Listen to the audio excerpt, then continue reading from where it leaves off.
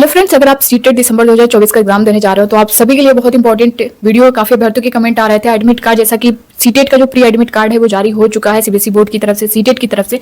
मगर बहुत सारे ऐसे कैंडिडेट हैं जिनके एडमिट कार्ड में मिस्टेक है, कुछ ना कुछ मिस्टेक है, चाहे उनके नेम में ही मिस्टेक है, चाहे डेट ऑफ बर्थ में है, कैटेगरी में मिस्टेक है, पेरेंट्स नेम में उनके मिस्टेक हो गया है, जेंडर में मिस्टेक हो गया है, तो किसी का फोटो जो है शो नहीं हो रहा है, सिग्नेचर नहीं शो हो रही है, तो उसके लिए क्या करना पड़ेगा। बहुत सारे अभ्यर्थियों के ये भी कमेंट आ रहे हैं कि मैम मेरा जो ऑप्शनल सब्जेक्ट था वो मिस्टेक हो गया है, जो हमें सिलेक्ट करना था वो नहीं, दूसरा हो गया है, तो क्या करें, हम करेक्शन कैसे कर पाएंगे। तो इसके बारे में जो है इस वीडियो के माध्यम से दोस्तों सब कुछ आप लोग डिटेल में जानेंगे, कैसे क्या कुछ करना है, क्या अब जो है आप एग्जाम दे पाएंगे या नहीं दे पाएंगे, सब कुछ डिटेल में जानेंगे। तो आप सब बने रहिएगा वीडियो के लास्ट तक बिना स्किप किए। दोस्तों नए हो चैनल पर विजडम मास्टर चैनल को सब्सक्राइब जरूर कर लीजिएगा, बेल आइकन को प्रेस कर लीजिएगा। यहाँ से जो भी आपको न्यूज मिलेगी वो ऑफिशियल और ऑथेंटिक होगी। यहाँ पे दोस्तों आप देख सकते हैं काफी अभ्यर्थियों के कमेंट भी आए हैं। ये है साधना का, इनका कहना है कि ma'am your advance city can not be generated due to pending image discrepancy, upload correct photo signature and wait for administrator approval before trying to download advance city show हो रहा है। तो क्या करना चाहिए। यहाँ पे दूसरा जो है मैम मेरा बर्थ डेट गलत हो गया है, तो क्या मैं अब एग्जाम में बैठ सकती हूँ कि नहीं, और उसका क्या प्रोसेस होगा। अगला जो कमेंट आप देख सकते हैं, मैम प्लीज हेल्प मी, मेरा ऑप्शनल सब्जेक्ट चूज गलत हो गया है, क्या करें प्लीज।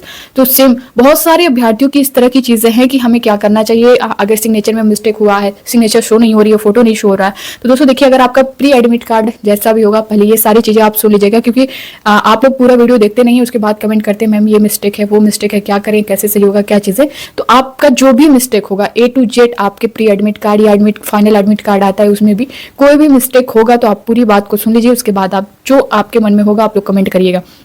पहली चीज दोस्तों, चाहे आपका name, date of birth, gender, category, father name, mother name, किसी में भी मिस्टेक होगा तो एक चीज का ध्यान देना है, कोई कुछ भी मिस्टेक है तो पहली चीज कि आपके ये कमेंट आ रहे हैं कि मैम हम एग्जाम दे पाएंगे या नहीं।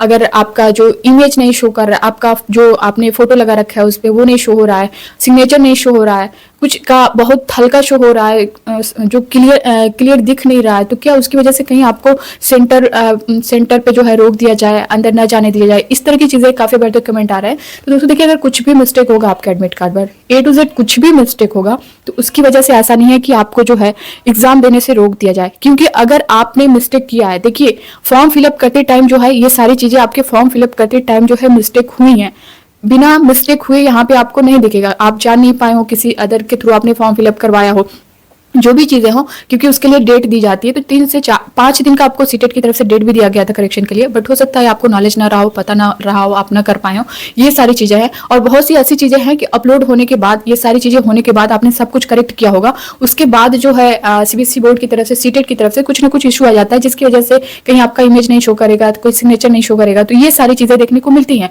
तो ऐसा नहीं कि सभी का होगा, कुछ ना कुछ ऐसे अभ्यर्थी, क्योंकि बहुत सारे अभ्यर्थियों के कमेंट आ रहे हैं कि मैम इस तरह की मिस्टेक है, क्या करना है। तो आप लोग सीधी सी बात है, जो भी मिस्टेक है आपको एग्जाम देने से कोई नहीं रोकेगा, आपको सेंटर पर नहीं रोका जाएगा, आप बिल्कुल एग्जाम बेफिक्र होकर दीजिए।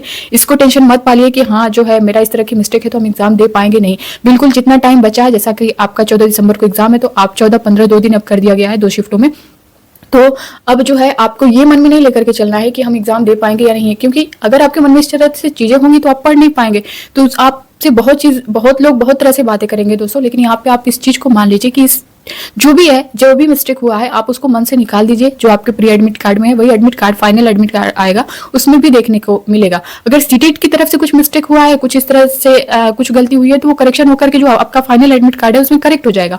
अगर आपसे गलती हुई है फॉर्म फिलअप करते टाइम, तो वो जो गलती है वो करेक्ट नहीं हो पाएगी। अब आप ये चाहें कि एग्जाम से पहले आपका जो है करेक्शन का टाइम दिया जाए, आप लोग जो है अपना एडमिट कार्ड करेक्ट कर पाए, तो ऐसा जो है पॉसिबल नहीं है। सीटेट की तरफ से उसी टाइम करेक्शन का टाइम दिया जाता है जब आपका फॉर्म फिलअप होता है, तो फॉर्म फिलअप के बाद से करेक्शन का टाइम दिया जाता है, उसके बाद आपको कोई टाइम नहीं दिया जाता है। तो अगर कुछ भी मिस्टेक है तो आप लोग बिंदास होकर पहले एग्जाम की तैयारी करें, एग्जाम दीजिए। और ऐसा नहीं है कि आपको एग्जाम से बाहर किया जाएगा, आप बिल्कुल एग्जाम दे सकते हैं। उसके बाद क्या करना है कि जो आपके जो मिस्टेक है ना, वो मिस्टेक आपके अगर सही कराना चाहते होंगे तो फिर जो है आप एग्जाम देने के बाद जो है सीबीएसई बोर्ड को मेल करिएगा। उनकी जो आईडी है, कॉन्टेक्ट डिटेल्स है, वो मैं आप सभी के साथ शेयर कर दूंगी अगर आप लोग बोलेंगे तो। लेकिन अभी नहीं, एग्जाम के बाद, एग्जाम से पहले आप लोग ऐसा कुछ मत करिएगा, एग्जाम अभी दीजिए, क्योंकि एग्जाम देने में आपको कोई प्रॉब्लम नहीं होगी। तो एग्जाम के बाद ये सब करना है। तो हो सकता है अगर सीबीएसई बोर्ड सीटेट की तरफ से वो लोग एक्टिव हो तो आपका जो रिजल्ट है वो करेक्ट होकर के आ जाएगा। अगर जो है है नहीं होगा तो फिर आपको वही दिल्ली जाके मेन ऑफिस जो है सीबीएसई बोर्ड की वहां से करवाना पड़ेगा, क्योंकि उसके लिए बहुत ज़्यादा जो है भाग दौड़ करनी पड़ती है। जो चीज़ें हैं जैसे मैं एग्जाम बाद आप सभी के साथ बता दूंगी, फिलहाल आप लोग अभी एग्जाम पर फोकस करें, इसको लेकर के करेक्शन के चक्कर में न पड़े, क्योंकि करेक्ट नहीं हो पाएगा एग्जाम से पहले। ठीक है, दूसरी चीज दोस्तों, यहाँ पे जो एक अभ्यर्थी कमेंट था, मैम प्लीज हेल्प मी, मेरा ऑप्शनल सब्जेक्ट चूज गलत हो गया है। ऑप्शनल सब्जेक्ट में यही हो सकता है जो 6 to 8 वाले हैं, बहुत सारे से ऐसे कैंडिडेट हैं जो साइंस मैथ से होंगे, वो उन्होंने एसएसटी को सिलेक्ट कर लिया होगा, और जो एसएसटी वाले हो साइंस मैथ को इस तरह से मिस्टेक हो जाती है। तो अगर ऐसा कुछ हुआ है तो आप अब इसको करेक्ट नहीं कर पाएंगे, जो आपने सिलेक्ट कर रखा है उसे ही करिएगा, वरना फिर जो नंबर है ना वो आपका, अगर मान लीजिए एसएसटी आप लेना चाहते थे, साइंस मैथ सिलेक्ट हो गया है, तो वहां पे अगर आप अपना सोचेंगे कि हमें एसएसटी ही देना था, तो आप एसएसटी का ही क्वेश्चन सॉल्व के अगर बबल फिल करेंगे तो फिर वो आपका 60 नंबर बेकार जाएगा। तो आपसे जो भी मिस्टेक हुई है भरने में, ऑप्शनल को भरने में, तो आप उसी सब्जेक्ट का पेपर दीजिएगा, वहां पे अपनी मनमानी मत करिएगा कि हाँ ये हो गया है, मेरा ये सब्जेक्ट था। तो मैं, क्योंकि आपने जो फॉर्म फिलअप कर रखा है ना, उसी बेस पर जो आपका एडमिट कार्ड पर शो रहा होगा कि आपका ऑप्शनल क्या है, उसी बेस पर जो है आपका जो ओएमआर शीट है वो चेक होगा और आपको वो पेपर भी मिलेगा।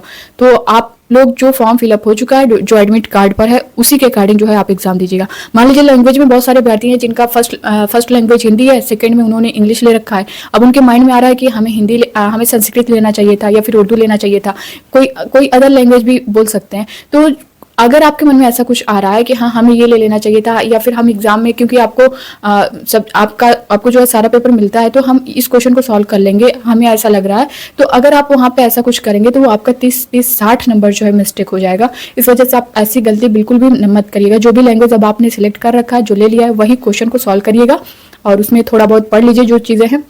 ऐसा नहीं है, पेडागोजी के क्वेश्चन है सब में लगभग सेम होती है, तो आप 15 प्लस जो 15 के 20 तो 15-20 के आसपास तो ला ही सकते हैं। अगर बिल्कुल भी जो है तैयार नहीं है फिर भी आप उतना ला सकते हैं। तो पेडागोजी लगभग सभी सब्जेक्ट में सेम ही देखने को मिलता है। तो आप लोग ऐसी गलती बिल्कुल भी ना करें कि जो सब्जेक्ट है, जो मिस्टेक हुआ है, अब उसको हटाकर कुछ अपने मन में जो है वो चीज़ें वो क्वेश्चन सॉल्व करें, ऐसा मत करिएगा। जो आपने फॉर्म फिलअप कर रखा है, जो आपका एडमिट कार्ड पर है, वही करिएगा। तो दोस्तों इसको लेकर के काफ़ी अभ्यर्थियों के कमेंट आ रहे थे, तो मैंने सोचा क्योंकि एक को जो है रिप्लाई करना पॉसिबल नहीं, फिर भी मैंने किया है। मुझे लगा कि आप सभी को जो है इस पर डाउट बना हुआ है, आई होप कि आप सभी को ये चीज़ें जो मन में डाउट होगा क्लियर हुआ होगा। बाकी दोस्तों आपसे यही कहूँगी, इससे रिलेटेड आपको, जैसा कि जो आपका एग्जाम अब 2 शिफ्टों में हो रहा है, उसमें भी काफ़ी बार तो कमेंट आ रहे थे कि मैम पेपर हार्ड होगा, पहले तो एक ही दिन होता था, सबका इक्वल होता था, अब 2 दिन होगा तो 2 तरह का पेपर देखने को मिल सकता है, नॉर्मलाइजेशन होगा या नहीं होगा। तो इसके बारे में मैं डिटेल जो नेक्स्ट वीडियो है उसमें बता दूंगी सारी चीज़ें क्लियर कि आपको क्या कुछ करना है, कैसे करना है, कैसे पढ़ना है। आप बेफिक्र होकर के जो है उस चीज़ को देखिएगा और समझिएगा। दूसरी चीज़ दोस्तों, ईवीएस आपका जो 30 नंबर आता है ना पेपर फर्स्ट में, ये बहुत इंपॉर्टेंट है। 30 नंबर आपका टोटल एनसीईआरटी से पूछता है, एनसीईआरटी के बाहर कुछ भी नहीं। इसके लिए मैंने मैराथन क्लास दे दिया है, यहाँ पे कमेंट बॉक्स में मैं पिन भी कर दे रही हूँ, उसको आप लोग जरूर देख लेना। वहाँ पे पूरी एनसीईआरटी जो है बहुत कम टाइम में 1 घंटे की है, पूरा ईवीएस आपका वहाँ पे कवर है। क्वेश्चन के साथ साथ जो एनसीईआरटी का पेज है वो मैंने अटैच कर दिया है, आप देखेंगे तो आपकी एनसीईआरटी जो है पूरी क्लियर हो जाएगी। और 30 में से जो 15 आपके कंटेंट आते हैं, 15 जो आपके पेडागोजी के जो क्वेश्चन आते हैं, पेडागोजी वाले क्वेश्चन में भी ऑप्शन में आपका एनसीईआरटी की जो लाइन है वो मेंशन कर दे रहा है। अगर आप 7 जुलाई को जो एग्जाम हुआ था, 21 जनवरी को जो एग्जाम हुआ था, उसमें अगर आप देख लेंगे तो वो सारी चीज़ आपको समझ में आ जाएंगी।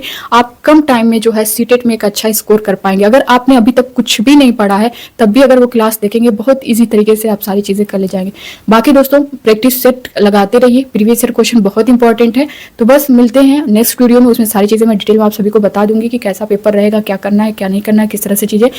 बाकी दोस्तों इससे भी रिलेटेड जो आपके ओएमआर शीट पर आप फॉर्म फिलअप, अगर जिनका फर्स्ट अटेम्प्ट होगा वो गलतियां कर जाते हैं, तो आपको ओएमआर शीट किस तरह से फिल करना है, क्या करना है, कैसे क्या करना है, सब कुछ मैं नेक्स्ट वीडियो में बता दूंगी। तो बस मिलते हैं अब नेक्स्ट अपडेट के साथ नई वीडियो में, तब तक के लिए बाय बाय, टेक केयर। और आपसे यही रिक्वेस्ट करूंगी दोस्तों, अगर जरा भी हेल्पफुल लगा होगा वीडियो तो आप लोग प्लीज शेयर कर दीजिएगा, लाइक कर दीजिएगा और विजडम मास्टर चैनल को सब्सक्राइब कर लीजिएगा। Thank you.